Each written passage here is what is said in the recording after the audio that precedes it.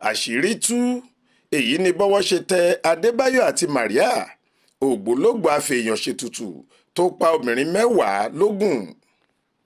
Bí wọ́n bá ń sọ pé kò sóògùn àṣegbé àṣepamọ́ ló wà àti pé ọ̀tá fàsókè yìí ló borí bí ọba ayé kò rí ọ tọ̀run ń wò ọ́.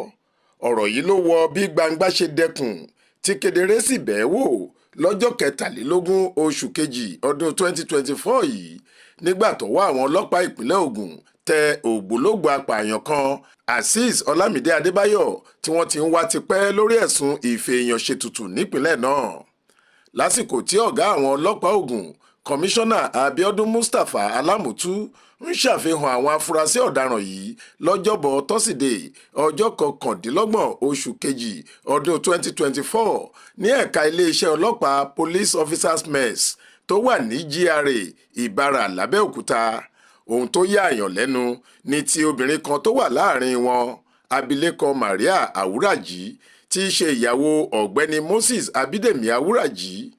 Obìnrin ọmọ bíbí ìlú Owódé náà jẹ́wọ́ pé òun lòun máa ń bá àwọn apààyàn yìí di àwọn ọmọbìnrin lẹ́sẹ̀ mú pínpín lásìkò tí wọ́n bá fẹ́ pa wọ́n. Òun lòun sì máa ń fi aṣọ nu ẹ̀jẹ̀ àwọn obìnrin tí wọ́n bá dúnbú nínú pálọ̀ ọkọ òun nù. Ẹ ó rántí pé ní nǹkan bíi ọ̀sẹ̀ méjì sẹ́yìn làwọn ọlọ́pàá ṣàfihàn àwọn Afeeyan-Ṣètùtù méje kan tí wọ́n pa Adijat Sulaiman, obìnrin ẹni ọdún 35. Wọ́n kùn ún sí wẹ́wẹ́, wọ́n sì ta ẹ̀yà ara rẹ̀ fáwọn tó fẹ́ ṣoògùn owó tí wọ́n ń pè ní oṣólẹ̀. Ọjọ́ kẹta tí wọ́n pa Adijat tán ni wọ́n tún pa ọmọbìnrin míì, Sarah Abọ́sẹ̀dé Ọlánrewájú, tí wọ́n sì tún pín ẹ̀yà ara òun náà lékìrí. Wọ́n ta orí, ọwọ́ méjèèjì, ọyàn, abẹ́ àti àtẹlẹsẹ̀ méjèèjì. Wọ́n sì kó ìyókù ẹ̀yà ara náà sínú kẹ́ẹ̀gì dúdú oní 25 lítà méjì. Wọ́n da ọtí ògógóró sí i kó má bàa tètè bàjẹ́.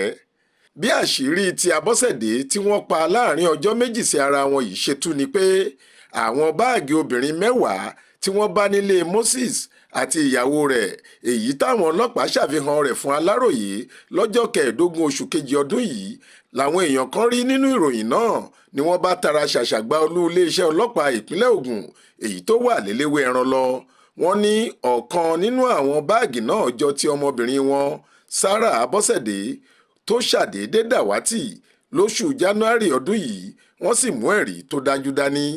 Èyí ló mú káwọn ọlọ́pàá ọ̀tẹlẹ̀múyẹ́ bẹ̀rẹ̀ ìtọpinpin lákọ̀tun. Lásìkò ìwádìí ìjìnlẹ̀ ni wọ́n tọpasẹ̀ Azeez dé ìlú Ìtorí nítòsí Ewékorò níbi tó sá pamọ́ sí, tí wọ́n sì fi páńpẹ́ òfin gbé e.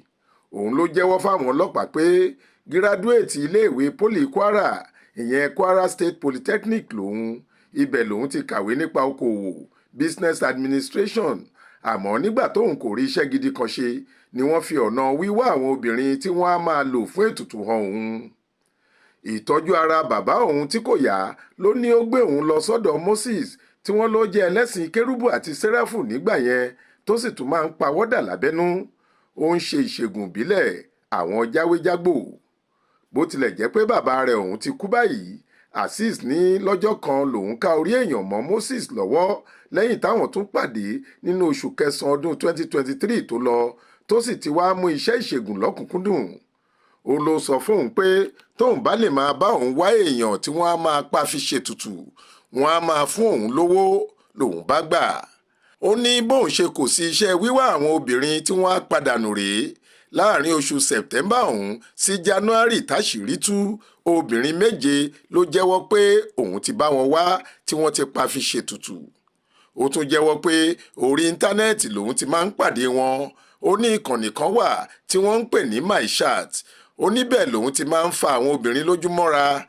Ó tún ní ìkànnì kan wà tí wọ́n ti ń ṣe hookup, ìyẹn ìkànnì táwọn ti ń pàdé àwọn ọmọ aláṣẹ́wó tàbí olóṣó gẹ́gẹ́ bí wọ́n ṣe ń pè wọ́n.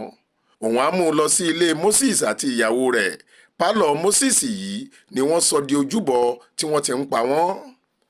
Ó jẹ́wọ́ pé lẹ́yìn tóun àti àwọn yòókù òun bá ti ṣẹ́jú sí ara wọn pé kí iṣẹ́ bẹ̀rẹ̀, àtẹ̀yìn lòun ti máa fún obìnrin tí wọ́n fẹ́ pa lọ́rùn lójijì. Ó ní bóun ṣe fún Adijat lọ́rùn pínpín, bẹ́ẹ̀ ni ìyàwó Moses dì í lẹ́sẹ̀ méjèèjì mú pínpín. Moses náà dì í lọ́wọ́ mú. Ẹnì kẹrin wọn, Ṣẹ́gun, táwọn ọlọ́pàá sì ń wá ló dùnbú ọmọbìnrin náà tó sì fi àdá àti àáké pín ẹ̀yà ara ẹ̀ sí wẹ́wẹ́ bí ẹran nọ́mọ̀, ìyẹn tí wọ́n bá ti yọ èyí tí wọ́n fẹ́ lò gidi sọ́tọ̀ tán. Àṣìṣì yìí tún jẹ́wọ́ pé báàgì àti fóònù Tecno Camon 20 tó jẹ́ ti Sarah Abọ́sẹ̀dé Ọlánrewájú táwọn pa kẹ́yìn, ìyàwó Moses ìyẹn Maria Awúràjí ló ń lò ó. Wọ́n sì ṣàfihàn fóònù táwọn ọlọ́pàá bá lọ́wọ́ Maria yìí lóòótọ́ àti báàgì náà aláwọ̀ brown tó ní àmì kan lára, èyí táwọn mọ̀lẹ́bí ọmọ ọ̀hún rí lórí tẹlifíṣàn lọ́jọ́sí. Àṣìṣì ní ti fóònù àwọn obìnrin yòókù òun ti tà wọ́n ní gbàǹjo lórí ẹ̀rọ ayélujára.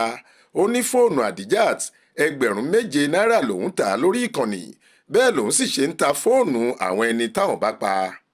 Ó tún jẹ́wọ́ pé $20,000 ni wọ́n máa ń san fún owó iṣẹ́ tòun. Ìgbà míì sì wà tí wọ́n lè fóun ní $40,000 ìyẹn 40,000, àmọ́ kò jù bẹ́ẹ̀ lọ. Ní ti Moses Àríwájì, òun ní orí gbígbẹ lòun kọ́kọ́ ń lò tóun máa ń lo ẹ̀yà ara òkú tí wọ́n bá lọ hú. Ó jẹ́wọ́ pé òun ti lò tó orí gbígbẹ 4 kí Azeez tó sọ fóun pé òun lè máa wá orí tútù tàbí odindi èèyàn wá nígbà táwọn pàdé lóṣù kẹsàn-án. Ó ní èèyàn 10 làwọn ti pa láàrin oṣù 5 sẹ́yìn, obìnrin sì ni wọ́n. Azeez ló máa ń wá wọn wá. Gbogbo wọn ló bá Aláròyé sọ̀rọ̀ lọ́kọ̀ọ̀kan tí wọ́n sì fẹnu ara wọn jẹ́wọ́ ìwà ọ̀dájú burúkú tí wọ́n ti hù wọ̀nyí. Ọ̀kọ̀ọ̀kan wọn ló sọ pé ẹ̀bẹ̀ táwọn fẹ́ bẹ ìjọba àti aráàlú báyìí ni pé kí wọ́n ṣíjú àánú wo àwọn. Wọ́n láwọn ò ní ṣerú iṣẹ́ yìí mọ́ tíjọba bá dáríjì àwọn. Ẹ gbọ́ àlàyé tí kò wá àwọn ṣe.